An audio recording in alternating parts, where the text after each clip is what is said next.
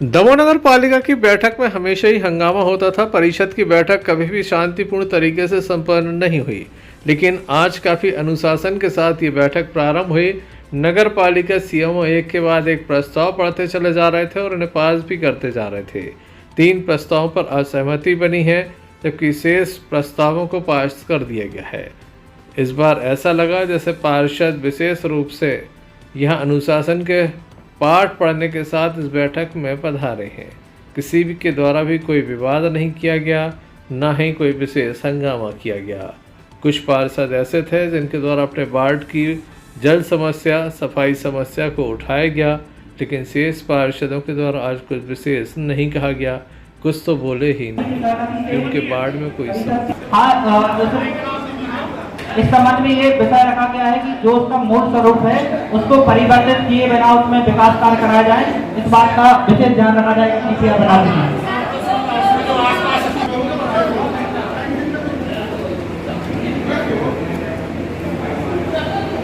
हम अपनी जनता को शुद्ध जल नहीं दे पा रहे हैं। बड़े दुख की बात है कि सफाई का भी यही हाल है। नालियां जर्जर हो रही है, शहर का हर कोना बदबू से जर्जर हो रहा है। ऐसी ही गर्मी बढ़ी तो ऐसी ही गंदगी के कारण लोगों में कई बीमारियों का आगमन होगा, और जिसकी दुर्दशा के जिम्मेदार हम नगर पालिका परिषद के सभी पार्षदगण नगर पालिका होगा।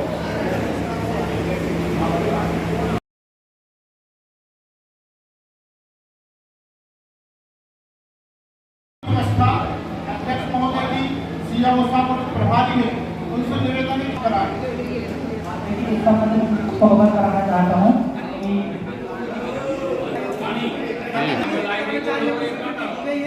और उस संबंध में जल्दी उनकी नियुक्ति की जाकर उनको वार्डों में दिया जाए। और दूसरी समस्या वार्डों में काम है। जो प्रस्ताव निरस्त करे उन पर साइन लो पार्षदों के।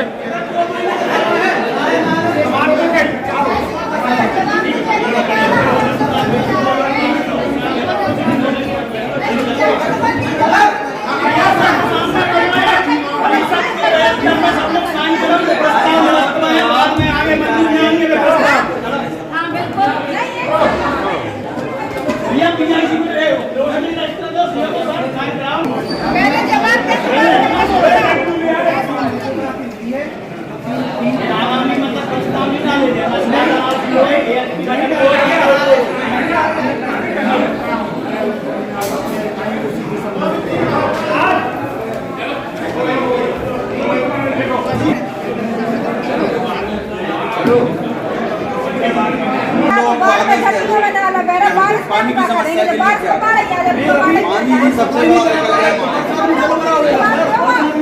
मैं अनुरोध करूंगा सीएमओ सर से कि जो आज प्रस्ताव निरस्त किए गए हैं, परिषद की बैठक जो आज हुई है उस पर पार्षद गणों के साइन ले लें, जिससे आगामी वो प्रस्ताव ना डाले जाएं किसी भी बैठक में। कौन कौन से प्रस्ताव हैं? इसमें स्लाटर हाउस का जो मेन मुद्दा था, जो सभी पार्षदों ने सहमति दे दी है कि दमोह नगरीय क्षेत्र में स्लाटर हाउस नहीं बनाया जाएगा।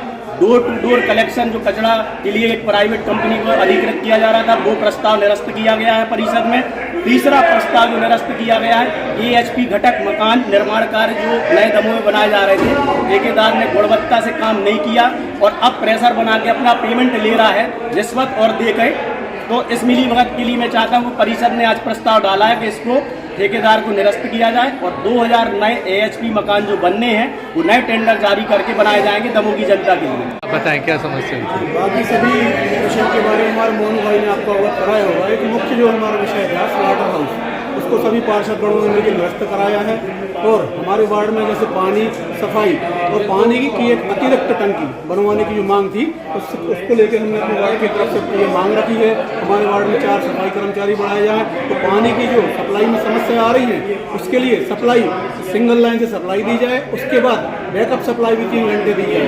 और एक 6 लाख लीटर की पानी की टंकी पर्याप्त नहीं है। करीब 8,000 परिवारों में पानी जाता है, 8,000 की संख्या में पानी जाता है। उसके लिए हमने एक बड़ी टंकी और अलग से बनवाने की मांग रखी है।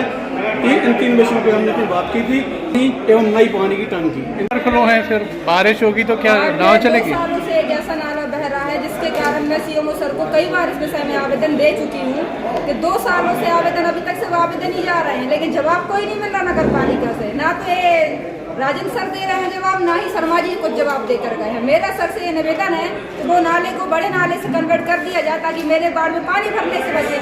अब सड़ी गर्मी पड़ रही है, अभी वो बाढ़ में आप देखते हैं तो बाढ़ों की तरह पानी बह रहा है, तो हम बारिश में क्या जवाब देंगे? जनता को हमें जवाब देना है, सर तो जवाब देने आ नहीं रहे। हम लोग को तो ऐसा लग रहा है ऐसी पार्षदी का हम लोग की पार्षदी खत्म। सिर्फ विशेष बैठक जो पिछली बार सस्पेंड हुई थी उन 11 मुद्दों पर बस चर्चा होनी थी। जो शहर के और पार्षदों के जो मुद्दे हैं, जो शिकायतें हैं, उनका कोई निराकरण नहीं किया गया है। सीएमओ और अध्यक्ष अपनी जिम्मेदारियों से भाग गए हैं। मैं चाहता हूं जिला कलेक्टर प्रशासन, आदरणीय विधायक जी इस पे संज्ञान लें और जो जनता की और वार्डों की पार्षदों की समस्या है उसका निराकरण शीघ्र किया जाए, नहीं तो अन्यथा उग्र आंदोलन। इतने बड़े वार्ड में हमारे यहाँ 52 जनसंख्या है, 2 कर्मचारियों से हम कितना काम करा रहे हैं? सिर्फ आश्वासन मिलता है नगर पालिका से, कर्मचारी नहीं मिल रहे हैं। तो इसके पर सर को आवेदन देंगे कि आप जवाब दें हम लोगों को। देखिए, जो परिषद की निलंबित बैठक थी उसको आज पुनः आहूत किया गया था। इस संबंध में परिषद के समक्ष 11 विषय रखे गए थे, जिन पर सभी विषयों पर परिषद ने निर्णय लिया है। तो आज कौन सा प्रमुख विषय था? जैसे स्लॉटर हाउस की बात आ रही है, पानी की बात आ रही है, सफाई की बात आ रही है।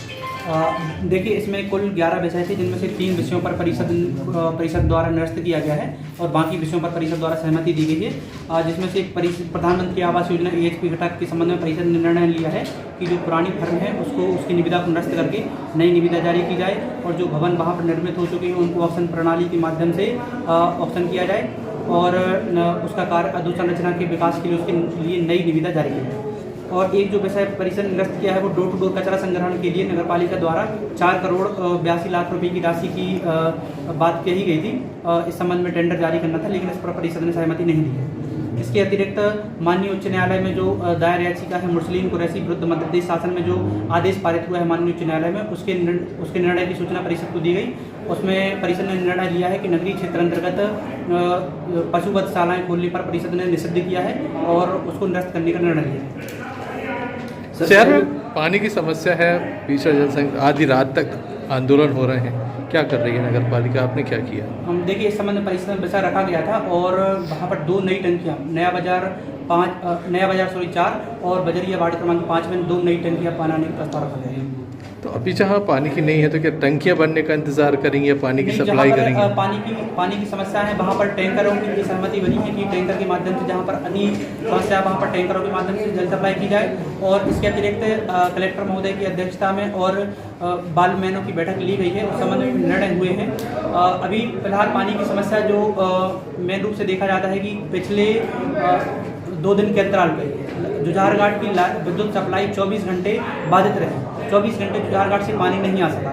इसके अतिरिक्त राजनगर जलाशय की 24 घंटे में से 12 घंटे विद्युत सप्लाई बाधित रही, उसके कारण से भी फिल्टर प्लांट पर पानी नहीं आ सका। यदि विद्युत की आपूर्ति निरंतर जारी रहती है तो पूर्व की तरह एक दिन छोड़े एक दिन पानी दिया जा सकेगा।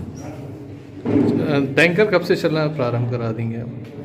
टैंकर जो अभी नगरपालिका द्वारा जो टैंकर चलाए जाते हैं वो अभी सभी वार्डों में चल रहे हैं जहाँ भी समस्या है, और यदि समस्या महसूस होती है तो नए टैंकरों की स्वीकृति लेकर कार्य किया जाएगा।